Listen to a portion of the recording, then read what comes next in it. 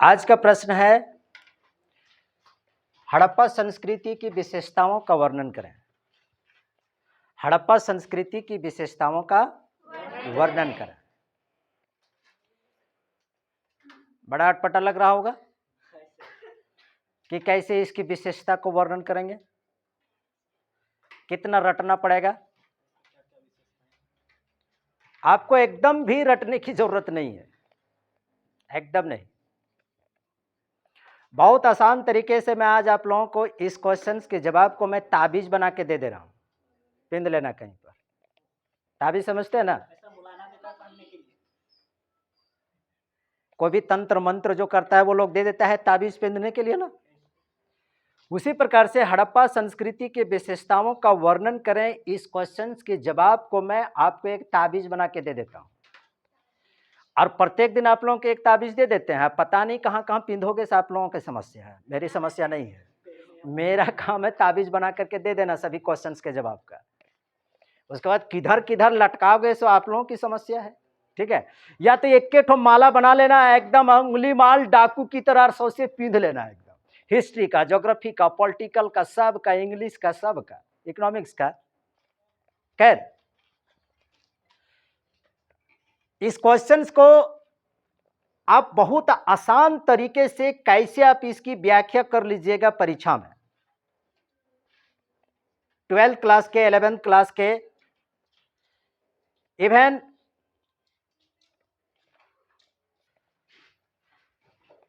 कोई भी विद्यार्थी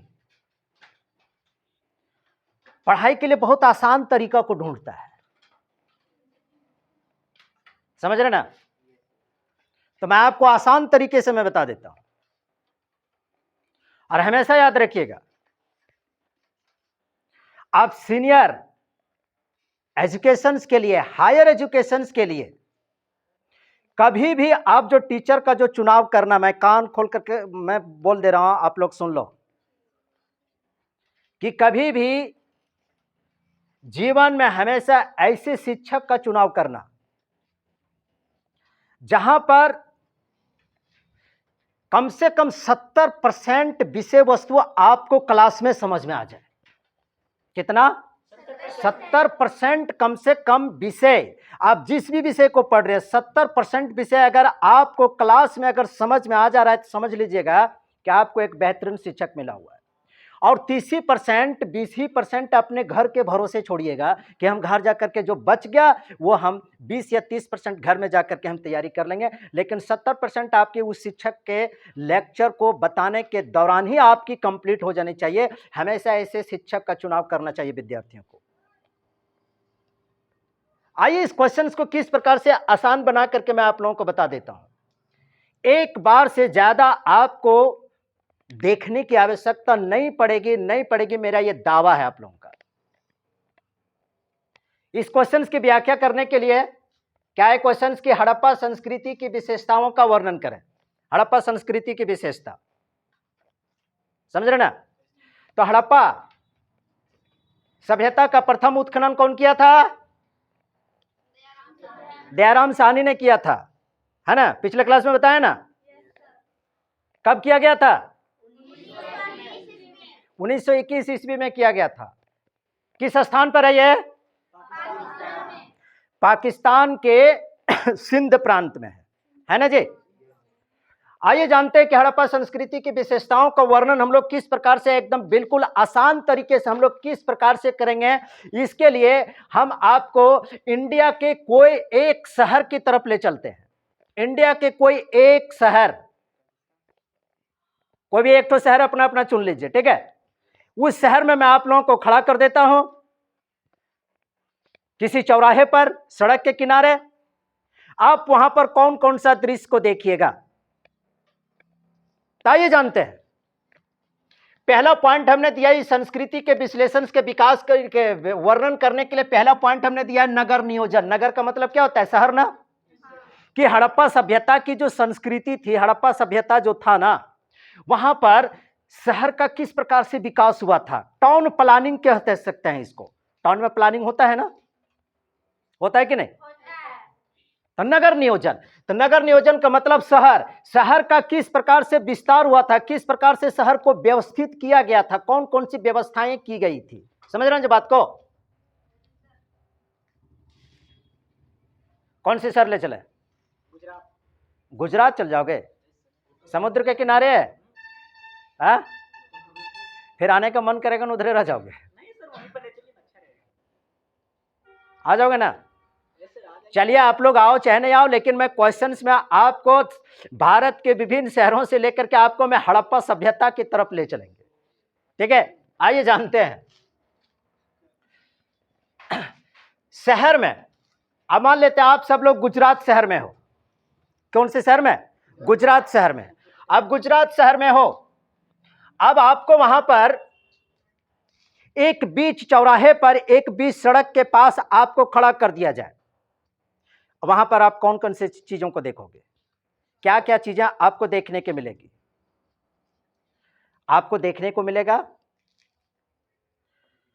को ऐसा बिल्डिंग मिलेगा देखने को जो बहुत भव्य और विशाल और दिव्य दिखेगा।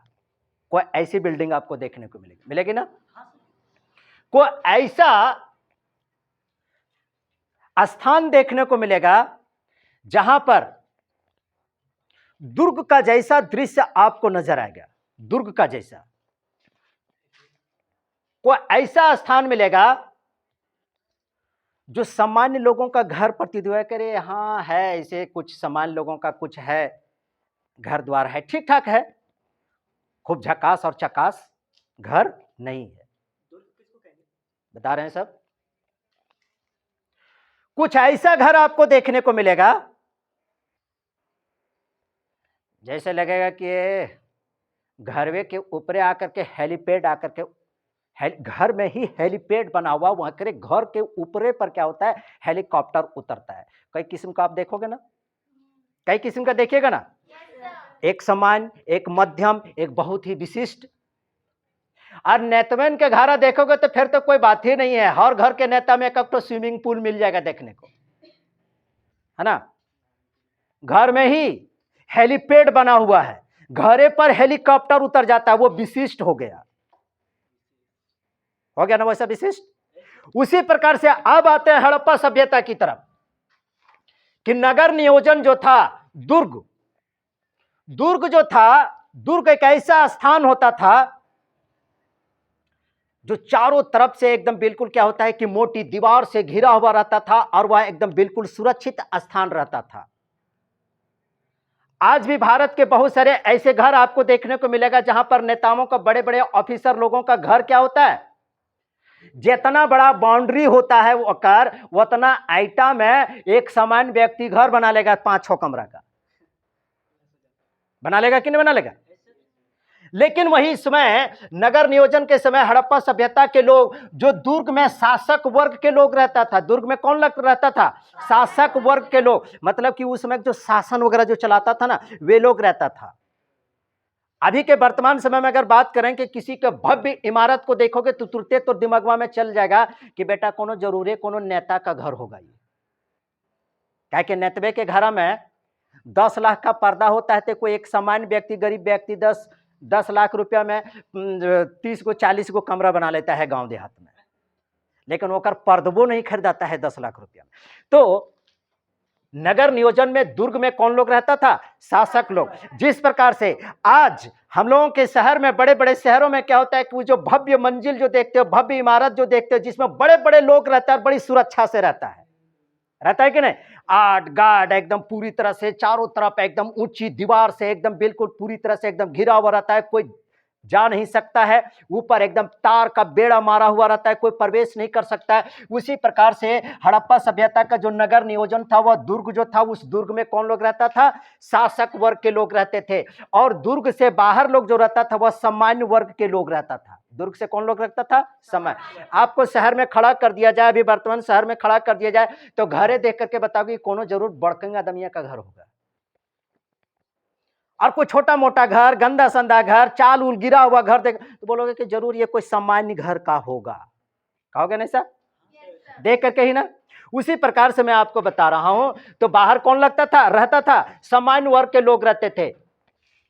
जिस प्रकार से नेताओं के घर की चारों तरफ एकदम बाउंड्री होती है, उसी प्रकार से दुर्ग की सुरक्षा के लिए भी क्या होती थी, वहां पर व्यवस्था होती थी, मोटे मोटे दीवार से उसकी व्यवस्था की गई थी ताकि वहां पर कोई अटैक न कर सके, कोई आक्रमण न कर सके। नेताओं के घर में देखते हो ना, यहां गार्ड वहां गार्ड, चारों तरफ से एकदम पुलिस का घेरा।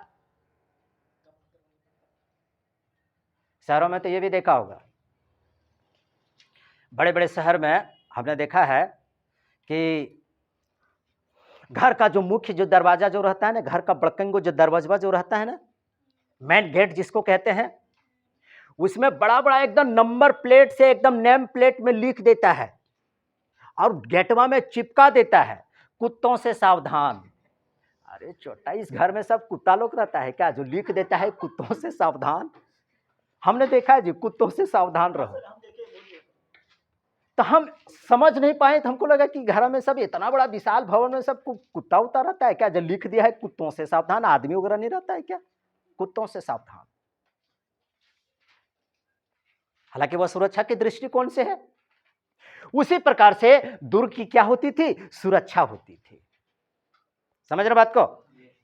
इसीलिए मैंने कहा कि इस क्वेश्चंस की व्याख्या करने के समय एग्जामिनेशन हॉल में आप जरूर बैठे रहोगे, लेकिन सोच लेना कि हम भारत के किसी बड़े शहर में, हम किसी चौक चौराहे पर हैं और हमको जो जो दृश्य जो जो नजर आ रहा है वो सब फटाफट हम कॉपियों में लिखते जा रहे हैं कि बड़ा घर दिखता है, छोटा घर दिखता है, किसी का बड़ा घर दिखता है तो इसका मतलब क्या है कि बड़े आदमी का घर है, कोई छोटा घर दिखता है इसका मतलब सामान्य आदमी का घर है। ठीक उसी प्रकार से यहाँ पर आप बैठा दीजिएगा कि दुर्ग में कौन लोग रहता था, तो शासक लोग रहता था और दुर्ग से बाहर सामान्य लोग रहता था और दुर्ग की सुरक्षा रहता था। जिस प्रकार से शहरों में गेट की वो बड़का गेटवा की सुरक्षा करने के बड़कम बड़कम झबरल झबरल कुतुबन को बांध करके रख देता है, कुत्तों से सावधान कर देता है। ये बात समझ में आई? अब शहर में आप और क्या देखोगे, क्या देखोगे? और शहर में जब आप गुजरात जैसे शहर में आप खड़े हो और आप सोच रहे हो कि मैं क्या क्या देख रहा हूं, तो कहने का मतलब आप वहां पर उद्योग धंधा को देखोगे ना कि कौन कौन से कल कारखाना है, किन किन चीजों का उत्पादन होता है, कितने बड़े बड़े कल कारखाना है, वहां पर देखोगे। जब देखोगे उसी प्रकार से तो हड़प्पा जो था, लोथल और चंदहुदड़ो जो था ना, वह कहां था? औद्योगिक नगर था। समझ में आ रही बात? आप शहर में हो, मैं बार बार कह रहा हूं, क्या आप शहर में हो और इन सारे चीजों को देख रहे हो और उसी जो चीज को जो देख रहे हो कॉपिया में छाप रहे हो पूरी तरह से, अच्छा तरीके से। समझ में आ रही बात? तो क्या लोथल और चंदहुदड़ो क्या था? औद्योगिक शहर था। उसी प्रकार से अगर कह दें कि गुजरात में, तो वहां पर भी एक औद्योगिक शहर है। समझ रहे जी? और शहर में क्या देखोगे? और शहर में क्या देखोगे? बंदरगाह रहता है कि नहीं? पोर्ट रहता है ना, बंदरगाह। जब यह भी है बंदरगाह, तो उसी चीज को कह रहे हैं हमने बंदरगाह देख लिया। चलो अब क्वेश्चन में लिख देते हैं कि हड़प्पा सभ्यता में बंदरगाह भी पाया जाता था। तो सूतकांगे डोर में क्या था? बंदरगाह था। गुजरात में बंदरगाह है ना? हाँ, तो वहां लिख देना कि हाँ, सूतकांगे डोर में भी क्या था? बंदरगाह था। अब भारत के किसी भी शहर में आप चले जाओ, किसी भी शहर में चले जाओ, या तो वह समुद्र के किनारे है या तो नदी के किनारे बसा हुआ है। क्योंकि बड़े शहर, जितने भी महानगर होता है, जितने भी बड़े शहर होता है, वह किसी न किसी जलाशय के किनारे ही बसा होता है। उसी प्रकार से ये सब जितने भी शहर जो था, कहां था? सब हड़प्पा सभ्यता के जितने भी सारे जो शहर था वो कहां पर था जे? सब नदी के तट के पर, नदी के तट पर था। आप इसको कैसे याद कीजिएगा? जिस प्रकार से भारत के सभी शहर जितने भी हैं सब किसी न किसी बड़े नदी या तो समुद्र के किनारे, उसी प्रकार से हड़प्पा सभ्यता के भी नगर कैसा था? कहां पर था? नदी के किनारे। वह नदी कौन सी थी? कौन सी नदी थी? सिंधु नदी के किनारे बसा हुआ था। समझ में आ रही बात? क्या हो रहा है जी? अरे तोरी के, ये पॉइंट समझ में आ गई? अब देखिए, आप शहर में हो, आप शहर में हो, सड़क के किनारे हो। अब सड़क के किनारे है, तब चलते हैं कि सड़क व्यवस्था, अभी की सड़क व्यवस्था के बारे में आप सोच लीजिए। और जिस प्रकार से अभी की सड़क की व्यवस्था, उसी समय हड़प्पा संस्कृति के, हड़प्पा सभ्यता के समय भी उसी प्रकार से सड़क। आपको सड़क के किनारे अगर छोड़ दिया जाएगा अब बड़े शहर में हो, बड़े शहर का सड़क कैसा होता है? चौड़ा और समतल होता है ना, चौड़ा और समतल होता है। आप देख रहे हो कि अरे बाप रे बाप, यहाँ के कितना बड़ा चौड़ा है सड़क। हम पहली बार गए थे कलकत्ता, समझे, पहली बार कलकत्ता गए थे, पहली बार हम कोई महानगर में हम गए थे, तो नरेंद्र मार्केट में, वहाँ पर हावड़ा के बाद नरेंद्र मार्केट में हम उतरे थे, तो इतना चौड़ा सड़का था, इतना चौड़ा था, इतना चौड़ा था कि पार करना हमारे लिए नामुमकिन सा था। पहली बार तो गए थे, इतनी चौड़ी सड़क, इतनी चौड़ी सड़क। उसी प्रकार से हड़प्पा सभ्यता में भी जो सड़क की जो व्यवस्था जो थी ना, वह समतल था और वह रोड कैसी थी? चौड़ी थी। अभी भी देखते हो ना कहीं भी शहर में, शहर का सड़क कैसा होता है? एकदम चौड़ी होती है और बिल्कुल एकदम समतल होता है। इस चीज को आप सोच करके लिख दोगे ना। आप शहर में हो, यहां पर क्लास में आप लोग ने बैठे, आप लोग सब शहर में हो, समझ रहे हैं? और क्या देखोगे, जिस प्रकार से देश में कोई राष्ट्रीय राजमार्ग होता है तो राज्य पथ होता है, कोई सड़क ऐसा होता है कि एक राज्य को दूसरे राज्य से जोड़ता है, तो कोई सड़क होता है कि एक क्षेत्र से दूसरे क्षेत्र को जोड़ता है ना, कोई ऐसा सड़क होता है कि उस देश, मतलब उस सड़क क्या करता है, देश के तमाम सभी मुख्य सड़कों से जोड़ देता है, तो उसको क्या कहते हैं? राष्ट्रीय राजमार्ग कहते हैं ना। उसी प्रकार से हड़प्पा सभ्यता में भी क्या था? राजपथ था, राजपथ। अरे बैठो ना जी, क्या हल्ला गुल्ला करते हो यार, मतलब क्लास के दौरान भी बात करना जरूरी है। आप सभी लोगों को मैं कह दे रहा हूँ, आप सभी लोगों को कह दो कि मेरा क्लास 3 बजे से लेकर के 5 बजे तक मैं क्लास में बैठा रहता हूँ, कोई कॉल नहीं करेंगे। कुछ तो गंभीरता लाओ यार, कुछ तो गंभीर लाओ। कोई अगर कॉल करने के लिए सोचेगा अरे यार वो तो क्लास में, चलो अभी नहीं करेंगे। लेकिन आप लोगों को ऐसा देखते हैं ना, इतनी गंभीर क्लास चल रहा है, किसी का कॉल आया तो फट से उठा के हेलो तुरते मार देती है। जरूरी है, नहीं बतियाएंगे तो क्या हो जाएगा? नहीं बतियाएंगे तो गंभीरता लाओ। हर एक कॉल को रिसीव नहीं करना चाहिए, हर एक, जी हाँ, हर एक कॉल को रिसीव। घर वाले लोग जान रहे हैं कि वो क्लास में बैठा हुआ है, नहीं कॉल रिसीव कर रही है, तो समझ जाएगा कि हाँ बेटिया है तनिसन सीरियस पढ़ने में, फोन कर रहे हैं तो उठाती नहीं है, समझ रहे जी? तो राजपथ होगा ना। शहर का कोई कोई सड़क को देखिएगा, आप सड़क किनारे हो, सड़क का कोनो कोनो सड़क ऐसा देखिएगा एकदम जा रहा है सीधे सीधे, और अचानक एकदम तीखा मोड़ आ जाता है, तीखा मोड़ एकदम फट से एकदम ऐसे करके गाड़ी को घुरा देगा, घुराएगा ना। उसी प्रकार से हड़प्पा सभ्यता में जो सड़क जो था ना, वह एकदम समकोण पर काटती थी, समकोण पर जा रहा है पूरब की पश्चिम, अचानक उत्तर की तरफ घूम गया, समकोण पर। ट्रैफिक देखे हो ना, ट्रैफिक रूल्स का ना पालन करना पड़ता है ना।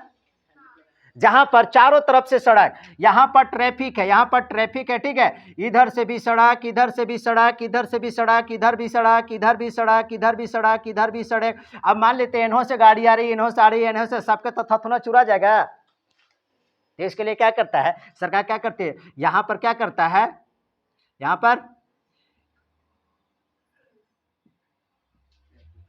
ट्रैफिक पुलिस को रख देता है ना, ताकि इधर से आएगा तो इधर रोकेगा, इधर से आएगा तो इधर रोकेगा। हमने एक तो ट्रैफिक पुलिस लोगों को हमने देखा है ना, क्या बात करते हो यार, एकदम बड़ा बड़ा, एकदम कड़ा कड़ा मोछ है, एकदम फटाक से, एकदम उधर से गाड़ी आ रही है, फट से एकदम कितना सावधान पूर्वक एकदम पूरी तरह से फट से ऐसे रोक देता है, रुक जाओ। उधर गाड़ी रुक गई, तब तक इधर से सट से फिर इधर रोक देता है, इधर से दोनों तरफ से पास हो गया, तब तक इधर से गाड़ी आ रही, इधर से आ रही है, ये दोनों की तरफ से लाइन खत्म हो गई, तब फिर तुरंत फट से ऐसे रोक देगा, फिर इधर के पास कर देगा ट्रैफिक पुलिस में। उसी प्रकार से हड़प्पा सभ्यता में भी सड़क का क्या था, सड़क क्या था, एकदम समकोण पर काटता था। इस चीज को नहीं लिख सकते हो, रटने की जरूरत है तो काहे मोड़िए खजवाने लगते इस प्रकार, बाप रे कैसे लिखिए, कैसे लिखिए। नहीं, हमको पता है ना कि विद्यार्थी लोग किस प्रकार से, अरे हिस्ट्री बहुत रटने वाला चीज, अरे कुछ रटने वाला चीज नहीं है, कुछ भी रटने वाला चीज नहीं है, एकदम समझ रहे हैं, खाली समझा करो। अब सड़क किस पर काटती थी, समकोण पर काटती थी। अब देखिए शहर में देखते हैं ना, सड़क की साफ सफाई होती है, होती है ना साफ सफाई, तो हड़प्पा सभ्यता में भी साफ सफाई होती थी। सड़क किनारे आप हैं, सड़क किनारे क्या होता है? कूड़ादान होता है, कूड़ादान होता है ना।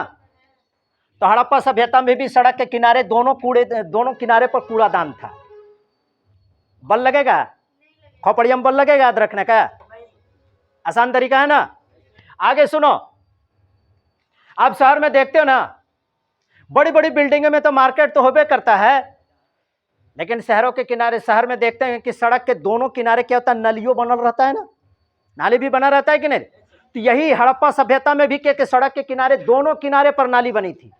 आप शहर के तरफ देखिएगा कि सड़क के दोनों किनारे क्या है कि कोई खटिया बिछा के, कोई ठेला लगा के, कोई कुछ लगा के, कोई कंधे पर लटका के बहुत सारा दुकान उकान सब खोलने रहता है ना। हड़प्पा सभ्यता में भी सड़क के दोनों किनारे पर दुकान थी। अब बोलो, एक से और आसान तरीका हो सकता है? इसीलिए हम पहले बोल दिए हैं कि हड़प्पा संस्कृति के विश्लेषण करने के लिए आप अपने आप को एक शहर के कोनों मोड़ पर खड़ा हो जाना, और जो जो चीज दिखेगा वो सारा चीज को आप लिख देना। 90% आपका क्वेश्चन लिखा जाएगा, गारंटी कर रहा हूं। बोलो, हो रहा है विश्वास ना?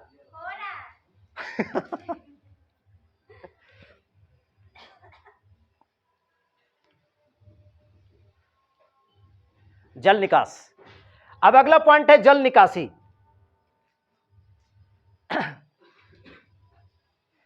पानी से सबसे ज्यादा तबाह कहां होता है लोग? शहर में होता है ना, सबसे ज्यादा शहर में तबाही होती है। शहर में जब पानिया जब भर जाता है ना, तो देखते हैं ना कुकुरों भी छतवा पर चढ़ जाता है। हम देखे हैं, कुकुरन भी क्या होता है? छतवा पर चढ़ जाता है, छतवा पर से ऊपर से इससे देखत रहता है। हम देखे हैं। अब आदमी को रहने के लिए जगह नहीं है, तो कुतवा कहां से रहे? कुतवो छतवा पर चढ़ जाता है। तो बड़े बड़े शहरों में क्या होता है कि अंडरग्राउंड ड्रेनेज होता है, अंडरग्राउंड नाली होती है, बड़ी बड़ी नाली होती है। इसका मतलब क्या है? यदि आज शहर से पानी निकासी का, जल निकासी की व्यवस्था अगर आज है ना, तो हड़प्पा सभ्यता में भी जल निकासी की व्यवस्था था। हम बोले ना, इस क्वेश्चन को लिखने के लिए आप वर्तमान परिदृश्य को सोचिएगा और उस भूत वाले में लिख दीजिएगा। अभी जो देख रहे हो, जो सोच रहे, ये सोच करके आप उन सारी चीजों को और हड़प्पा सभ्यता की सांस्कृतिक विशेषताओं को वर्णन में आप ठूस दीजिएगा, वो क्वेश्चन में बन जाएगा, लिखा जाएगा। रटने की कौन जरूरत है? कुछ भी रटने की जरूरत नहीं। समझ रहे जी? जल निकासी, जल निकासी की व्यवस्था रहती है ना। आज कोई भी ऐसा घर नहीं होगा जकर घर में अपन पानी की व्यवस्था नहीं होगा, या तो कुआं या तो चापाकल होता है ना। शहर से लेकर के गांव तक सबका कम से कम अपन चापाकल जरूर होता है, अपन कुआं जरूर होता है। तो सभी घरों में कुआं था। सभी घरों में क्या था? कुआं था। सभी घरों में कुआं था। और जैसा कोई भी ऐसा घर नहीं होगा शहर से लेकर के गांव तक जाकर घर में शौचालय नहीं रहे। तो उस समय भी शौचालय था, इज्जत घर। शौचालय मतलब इज्जत घर। तो इज्जत घर का विकास, इज्जत घर का प्रचार आज से नहीं चल रहा है, बल्कि सिंधु घाटी सभ्यता से ही चल रहा है। तो सिंधु घाटी सभ्यता में भी ऐसा थी, इज्जत घर था। सड़क के दोनों, और आज भी देखते हो कि नाली बनी रहती है ना। तो उस जमाने में भी क्या होता है? सड़क की दोनों ओर नाली बनी। आप सड़क के किनारे जब ठाड़ हो जाइएगा तो सारा चीज आपको देखने को मिल जाएगा कि नहीं मिल जाएगा? और जो नाली जो बनी होती है, तो नाली फिर क्या होता है? वो ढका हुआ रहता है, पत्थर से, सिलपट से क्या होता है? वह ढका हुआ रहता है। और कल ही हमने बताया है कि ये सारा जो चीज जो बना हुआ था सब पक्की ईंट से बना था। किससे? पक्की ईंटों से। कच्चा ईंट से ऐसा तैयार हो सकेगा?